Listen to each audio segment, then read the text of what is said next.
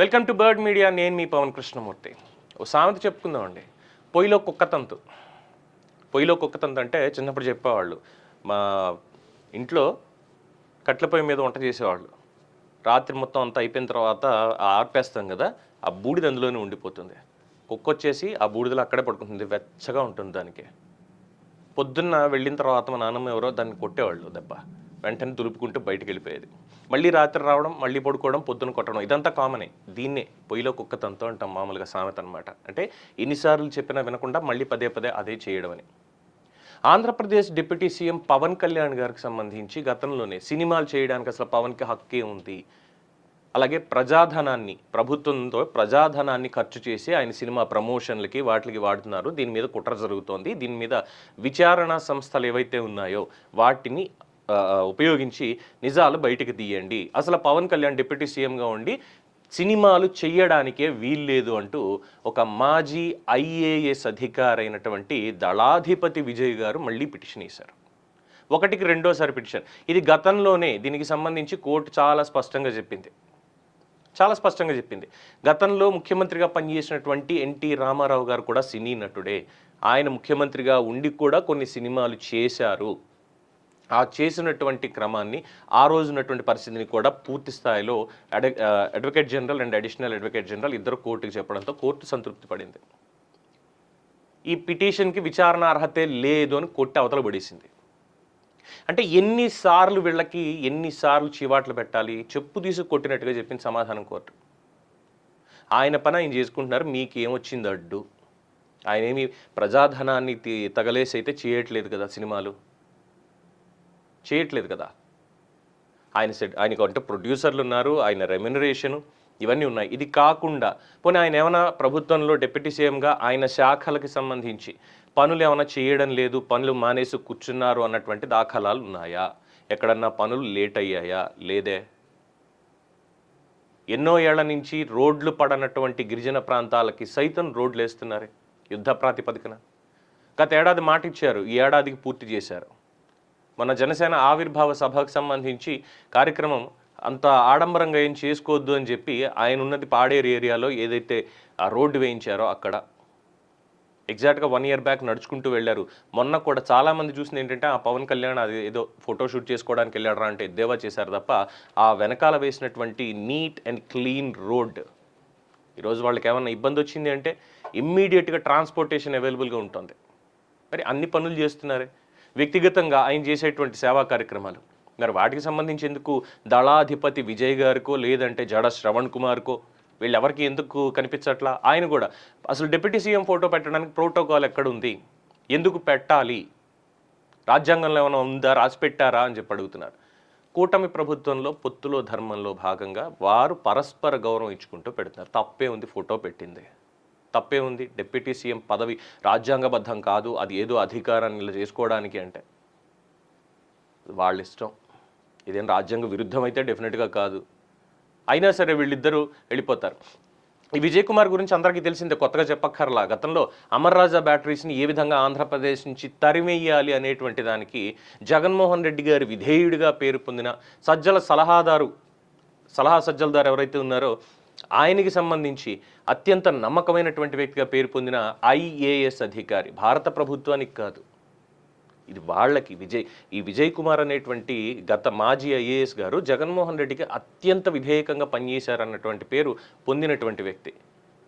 ఇప్పుడు ఆయన వచ్చి పవన్ కళ్యాణ్ టార్గెట్ చేయాలంతే. ముందు పవన్ కళ్యాణ్ టార్గెట్, వీళ్ళకి ఇంకేం పని లేదు. వీళ్ళ చదువు, వీళ్ళ సంస్కారం, వీళ్ళ విద్వత్తు, విజ్ఞత ఇవన్నీ ప్రజల కోసం ఉపయోగించండి అంటే అబ్బే మాకలా ఎందుకు, మాకు వైసీపీకి మేము కేవలం జగన్మోహన్ రెడ్డికి మాత్రం ఉపయోగిస్తాం, మళ్ళీ ఆయన రావాలి, 30 ఏళ్ల పాటు ఆయనే సీఎం ఉండాలి అనేటువంటి తత్వంతో వీళ్ళందరూ ఉన్నారు.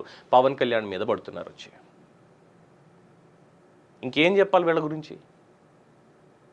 చీ కొడుతున్నారు, ప్రజలు చీ కొడుతున్నారు. అయినప్పటికీ కూడా మమ్మల్ని ఏమంటారులే, ఈ మాటలన్నీ చూడలేదా, మేము రాజకీయాల్లో కూడా వచ్చాం, ఇప్పుడు మాట అంటే పడతాం లేదంటే పక్కన పడేస్తాం అనేటువంటి ఒక తత్వంతో ముందుకు వెళ్తూ ఇంకా న్యాయస్థానాల చేత చీవాట్లు తింటూనే ఉన్నారు.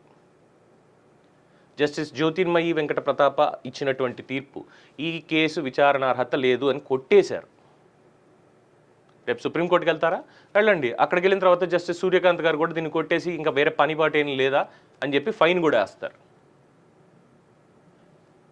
కూటమి ప్రభుత్వం ఉండకూడదు, పవన్ కళ్యాణ్ అనేటువంటి వ్యక్తి అధికారంలో ఉండకూడదు. ఎందుకంటే అసెంబ్లీ గేటును కూడా తాకనివ్వని వాళ్ళని ఈరోజు కనీసం అసెంబ్లీ లోపలికి కూడా రానివ్వట్ల.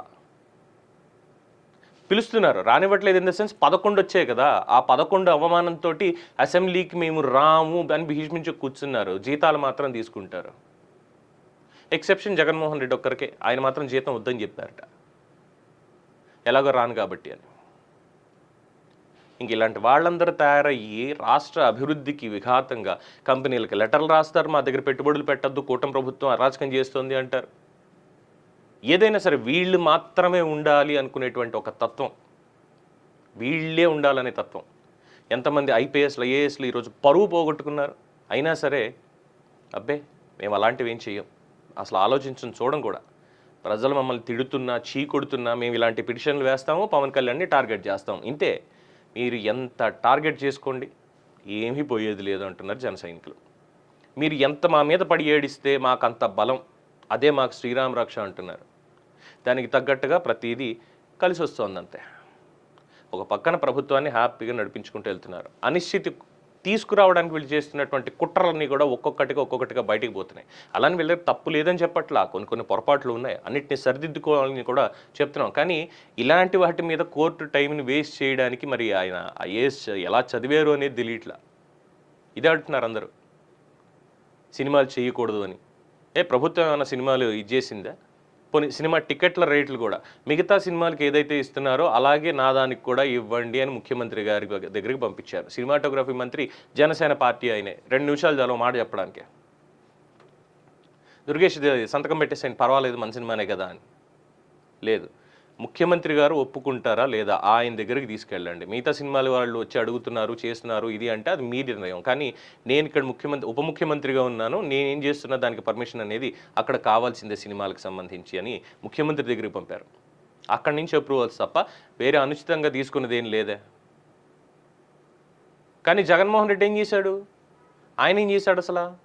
పవన్ కళ్యాణ్ సినిమాలు చేయకూడదు, ఇంకోటి మాట్లాడి పెద్దలకి ఆ రోజుల్లోనే 2 కోట్ల రూపాయలు ఎంతో తగలేసి జగన్మోహన్ రెడ్డి యాత్ర అనేటువంటి సినిమాని, యాత్ర 2 అనేటువంటి సినిమాని ప్రభుత్వ సొమ్ముతో తీయించినటువంటి దానికి వెళ్ళలేదా? మరి దాని మీద కేసు ఎందుకు వేయలేదు? అప్పటికి ఇంకా రిటైర్ అవ్వలేదు కదా అప్పుడున్నటువంటి ఐఏఎస్ విజయ్ కుమార్. మరి ఆ రోజు ఎందుకు కేసు వేయలేదు కోర్టులో? అంటే జగన్మోహన్ రెడ్డి చేస్తేనేమో సంసారం, మిగతా వాళ్ళు చేస్తే వ్యభిచారమా? ఇందుకు కాదా జన సైనికులు తిట్టేది? ఇందుకు కాదా వాళ్ళు ట్రోల్ చేసేది? ఇలాంటి పనులన్నీ చేయడం, మళ్ళీ ఇక్కడికి వచ్చి విమర్శించడం. ఏమైనా సరే కోర్టు చీవాట్లు చాలా గట్టిగానే పెట్టింది. ఈసారైనా మరి మార్పు వస్తుందా లేదు అనుకుని తుడిచేసుకుని పోతాం మేము కూడా, మళ్ళీ ఇంకో పిటిషన్ వేసుకుంటామని. ఈసారి కోర్టు ధిక్కరణగా పాల్పడతారా? వేచి చూడాల్సిందే. దీని మీద మీ అభిప్రాయం తెలియచేయండి. చూస్తూనే ఉండండి ది బర్డ్ మీడియా.